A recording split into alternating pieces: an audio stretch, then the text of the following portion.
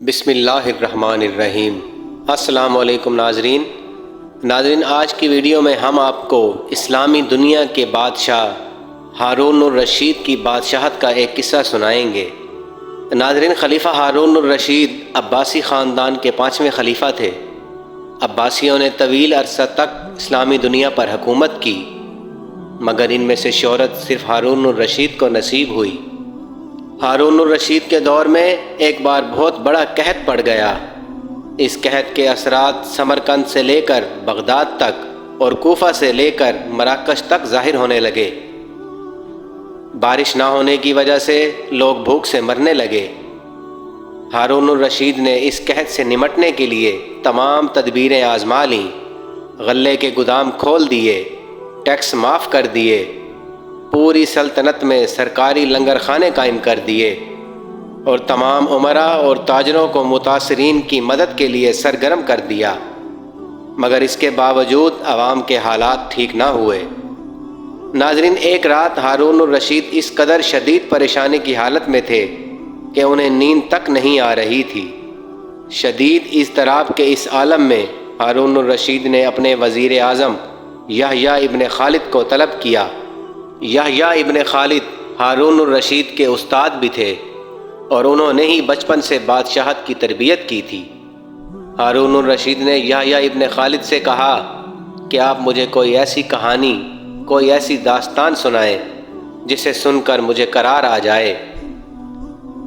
ناظرین، یحییٰ ابن خالد مسکرائے اور فرمایا کہ بادشاہ سلامت، میں نے اللہ کے کسی نبی کی حیات طیبہ میں ایک داستان پڑھی تھی۔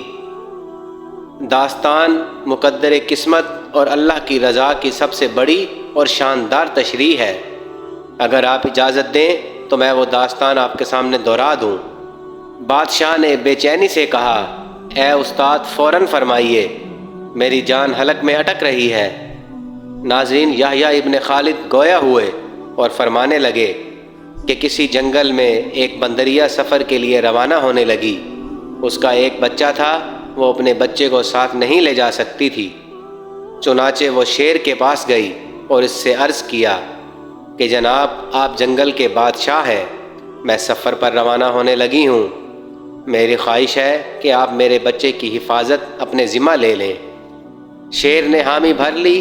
بندریا نے اپنا بچہ شیر کے حوالے کر دیا اور شیر نے بچہ اپنے کندھے پر بٹھا لیا۔ ناظرین، بندریا سفر پر روانہ ہو گئی۔ اب شیر روزانہ بندریا کے بچے کو کندھے پر بٹھاتا اور جنگل میں اپنے روزمرہ کے کام کرتا۔ ایک دن وہ جنگل میں گھوم رہا تھا کہ اچانک آسمان سے ایک چیل جھپٹ کر شیر کے قریب پہنچی اور بندریا کا بچہ اٹھا کر لے گئی۔ ناظرین، شیر جنگل میں بھاگا دوڑا مگر وہ چیل کو نہ پکڑ سکا۔ یحییٰ ابن خالد رکے اور سانس لی اور خلیفہ ہارون الرشید سے عرض کیا کہ بادشاہ سلامت، چند دن بعد بندریا واپس آئی اور شیر سے اپنے بچے کا مطالبہ کر دیا۔ شیر نے شرمندگی سے جواب دیا کہ تمہارا بچہ تو چیل لے گئی ہے۔ بندریا کو غصہ آ گیا اور اس نے چلا کر کہا، تم کیسے بادشاہ ہو؟ تم ایک امانت کی حفاظت نہیں کر سکے، تم اس سارے جنگل کا نظام کیسے چلاؤ گے؟ شیر نے افسوس سے سر ہلایا اور بولا کہ میں جنگل کا بادشاہ زمین پر ہوں، اگر زمین سے کوئی آفت تمہارے بچے کی طرف بڑھے تو میں اسے روک سکتا ہوں، مگر یہ آفت آسمان سے اتری تھی اور آسمان کی آفتیں صرف اور صرف آسمان والا ہی روک سکتا ہے۔ ناظرین، یہ کہانی سنانے کے بعد یحییٰ ابن خالد نے ہارون الرشید سے عرض کیا کہ بادشاہ سلامت، اگر قحط کی آفت زمین سے نکلی ہوتی تو آپ اسے روک لیتے، مگر یہ آسمان کا عذاب ہے، اسے صرف اللہ رب العزت ہی روک سکتے ہیں۔ آپ اسے رکوانے کے لیے بادشاہ نہ بنیں بلکہ فقیر بن جائیں، یہ آفت رک جائے گی۔ ناظرین، دنیا میں آفتیں دو قسم کی ہوتی ہیں، آسمانی مصیبتیں اور زمینی آفتیں۔ آسمانی آفت سے بچنے کے لیے اللہ رب العزت کا راضی ہونا ضروری ہے، جبکہ زمینی آفت سے بچاؤ کے لیے انسانوں کا متحد ہونا ضروری ہے۔ وسائل کا بھرپور استعمال اور حکمرانوں کا اخلاص درکار ہوتا ہے۔ یحییٰ ابن خالد نے ہارون الرشید سے کہا کہ بادشاہ سلامت آسمانی آفتیں اس وقت تک ختم نہیں ہوتیں جب تک انسان اپنے رب کو راضی نہیں کر لیتا۔ آپ اس آفت کا مقابلہ بادشاہ بن کر نہیں کر سکیں گے، چنانچہ آپ فقیر بن جائیے، اللہ رب العزت کے حضور گر جائیے، سجدہ ریز ہو جائیے، اس سے توبہ کیجیے، اس سے مدد مانگیے۔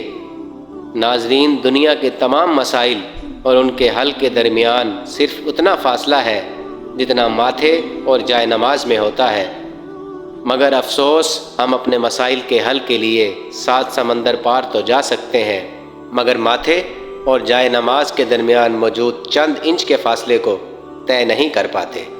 ناظرین، یہ تھی ہماری آج کی ویڈیو، اس امید کے ساتھ کہ ہماری ویڈیو آپ کو پسند آئی ہوگی۔ امید کرتے ہیں کہ آپ ہماری یہ ویڈیو دوستوں تک شیئر ضرور کریں گے اور ہمارے چینل کو سبسکرائب بھی ضرور کریں گے۔ انشاءاللہ بہت جلد آپ کی خدمت میں ایک نئی اسلامی، تاریخی اور معلوماتی ویڈیو کے ساتھ حاضر ہوں گے۔ تب تک کے لیے اجازت دیجیے۔ اللہ حافظ۔